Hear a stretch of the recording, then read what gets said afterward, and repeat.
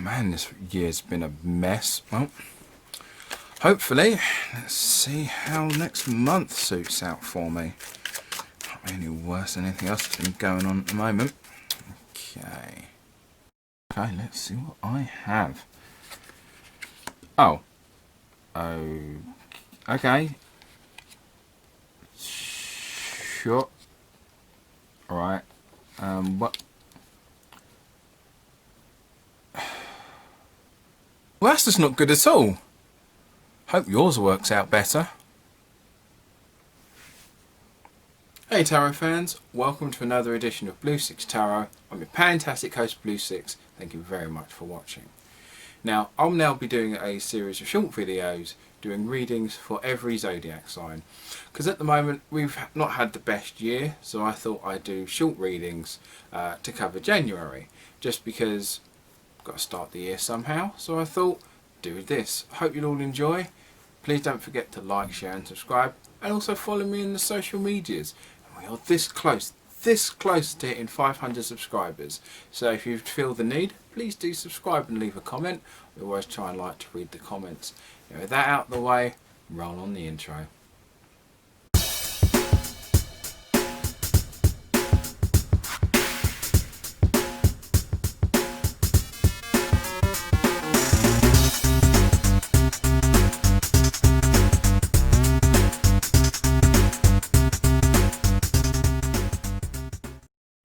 Okay Aquarius, this one's for you.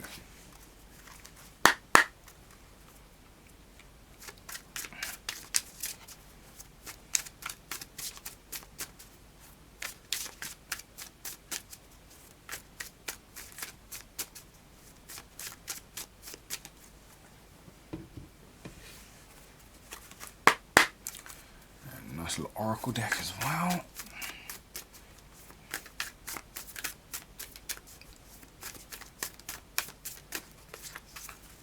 Okay, so the beginning of January we have the Ace of Pentacles.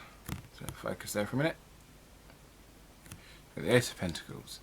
So it's starting off the new month and year, which is always a good way to start. It's good. This is a positive start. So ostensibly, we're looking at the focus on stuff that's valuable, stuff that's important to you, not necessarily something that's monetary or even physical, but something of real important value.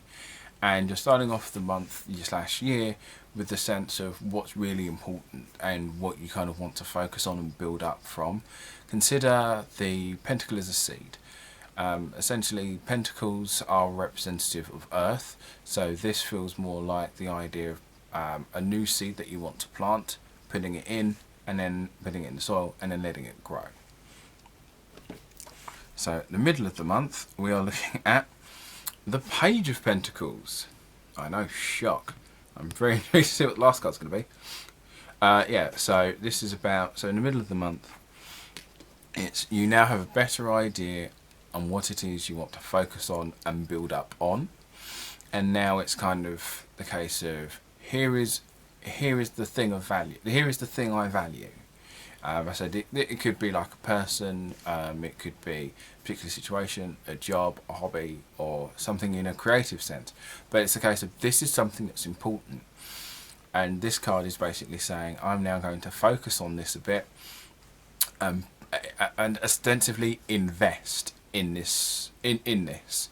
So, not, as I said, it's not necessarily a financial thing, but it's a case of, here is this thing that I value. Now I'm going to start investing in this thing and kind of build up and see how it grows. And focusing on its growth and putting in stuff to encourage its growth. And at the end of the month, we have the Emperor. And focus. So the Emperor is here basically saying, okay, you're now focusing on this growth. And now it's trying to figure out the best way that it can work for you, and how it can also work for others as well. Because I always see the Emperor as like the perfect king, the perfect ruler, as in what would benefit the king, what would benefit the kingdom, and also what would benefit the people. So this isn't necessarily a case of selfishness or anything. It's more like this can do really well, but how will it benefit people outside of myself?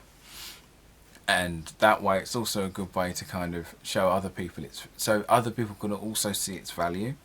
So it's not just like a selfish endeavour, other people can come around and see how it can also benefit them and benefit others.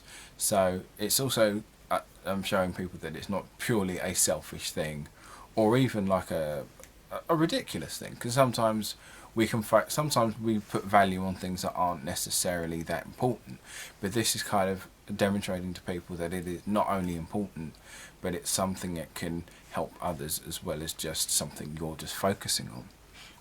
And now for the last card, that's kind of summarizing the month and the kind of the message throughout. It's surrendering to the journey, and underneath it says release control. So basically, so this card basically says that, right, it's slightly contradictory what's been said here. So it's basically you're still you've planted the seed, you're watering it, and you're putting everything in, and you're putting in what needs to be put in. Now this card is basically saying surrender control.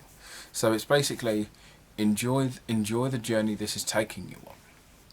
So you're still putting focus and resources into this development, but you've also got to remember that when you plant your seed, it's going to grow, but you can't necessarily pick the direction in which it sprouts. So there are certain things that will be beyond your control, and it's kind of having to learn to deal with the direction it goes, because you don't have full control over it. And you can have people come in, help out, and you can, as I said, understand and learn how valuable this thing is, but it's not necessarily a thing that is quintessential. It's not necessarily something that you'd have full control over, and it might take you in a direction you didn't see coming.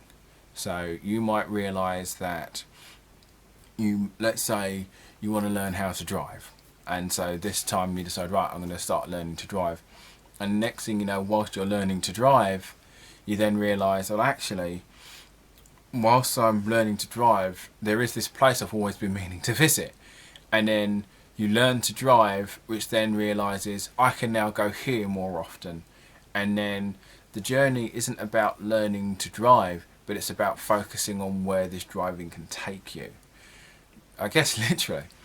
So Aquarius, that was your reading, and I will catch you on the flip side.